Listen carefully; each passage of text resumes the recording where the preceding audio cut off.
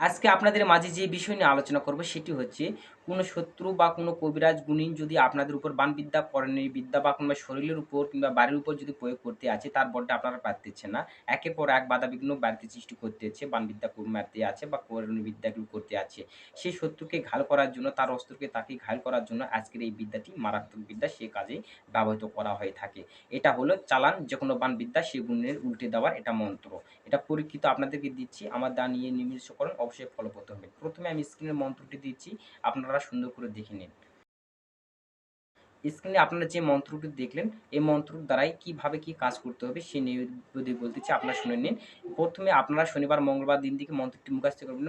মন্ত্রটি মুখস্থ করে না হয়ে গেলে আপনারা যখন কাজটা ক্রিয়া করবেন, যখন দেখা যাচ্ছে বাড়িতে শত্রুমূলক এটা বানবিদ্যা, করণীবিদ্যা মারতে আছে বা নিজের শরীরে বানবিদ্যা, করণীবিদ্যা করতে আছে কোনো শত্রু কিংবা কোনো গুণিন, সেক্ষেত্রে আপনাদেরকে করতে হবে একটা তুলসী তলায় আপনারা তুলসী তলায় সর্বদাই সকালবেলা তুলসী তলায় আপনারা সূর্য ওঠার পরে স্নান ধ্যান করে আপনারা তুলসী তলায় বসবেন। একটা ধূপকাঠি, আগরবাতি আপনারা জ্বালিয়ে দিবেন তুলসী তলায় জ্বালিয়ে দিয়ে আপনারা এই মন্ত্রটি ৭ বার বলবেন। ৭ বার বলবেন, ৭ টি ফুঁক দিবেন, ৭ বার তালি দিবেন। একবার মন্ত্র বললেন ১ টি ফুঁক, ১ টা তালি। এই নিয়মে আপনারা ৭ বার মন্ত্র বললেন, ৭ টা ফুঁক দিবেন, ৭ টা তালি দিবেন। দেওয়ার পরে লাস্টে একটা ভক্তি দিয়ে আপনারা ওখান থেকে উঠে আসবেন। এই নিয়মে যদি আপনার টানা ৭ দিন সকাল আর সন্ধ্যা যদি এই নিয়মে আপনারা যদি করতে পারেন, দেখবেন আপনার বাড়িতে কিংবা আপনার শরীরে যেকোনো ধরনের বানবিদ্যা, করণীবিদ্যা শত্রুরা চালান যেগুলো করুক না কেন, তার কাছে অটোমেটিক রিটার্ন চলে যাবে। আপনাদের কোনো প্রভাব পড়বে না, কোনো ক্ষয়ক্ষতি হবে না।